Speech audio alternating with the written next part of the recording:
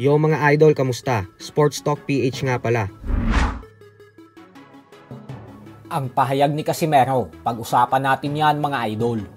Ngunit bago ang lahat ay huwag kakalimutang mag-subscribe at i-click ang notification bell button for more sports talk.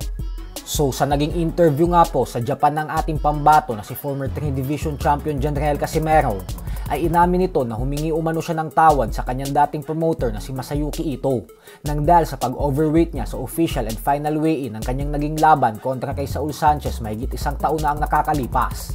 Subalit ayon nga po kay Casimero ay kahit nag-overweight daw siya ay nangako umano siya na ibibigay niya talaga ang kanyang best performance sa laban kung saan ina-knockout niya si Sanchez. At yun na nga po ang nangyari dahil agad niyang tinapos ang laban sa pamamagitan ng first round technical knockout. Ganun pa man ay nangako naman si Casimero na hindi na ito mag-overweight sa 128 pound limit ng kanilang sagupaan ni Konosuke Kameda ngayong linggo. Lalo pat hindi niya daw sasayangin ang pagkakataon na ibinigay sa kanya ng kanyang bagong promoter na si Koki Kameda. Bagay na tama naman kasi may malalaking plano din po ang promoter na ito para sa kanya, kung saan kapag nanalo siya sa Sabado at nanalo naman sa Linggo ang Mexican former 2 Division Champion Luis Neri, ay paglalabanin nila ang dalawa. Napakalaking laban po nito para kay Casimero dahil inaabangan talaga ito ng mga fight fans, lalong-lalo na sa Pilipinas at sa Japan kasi mainit talaga ang pangalan nilang dalawa sa bansang Japan. Tapos isama mo pa dyan yung ilang taon na nilang alitan sa social media. Kaya naman dalawa ang kailangan gawin ni Casimero ngayon upang maisakatuparan ang Luis Neri fight. At yan nga po ay ang huwag mag-overweight sa weigh-in sa Biyernes at syempre ang manalo ng impresibo kontra kay Konosuke Kameda.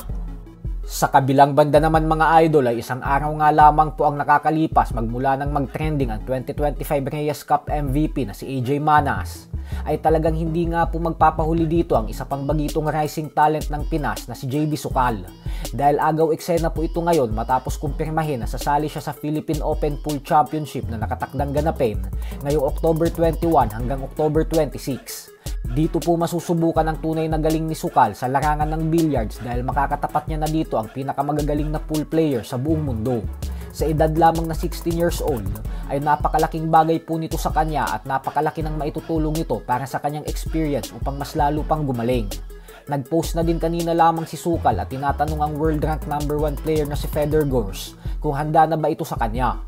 Bukod dyan ay kasali din sa tournament na ito sila AJ Manas, Carlo Biado, Johan Chua at marami pang iba.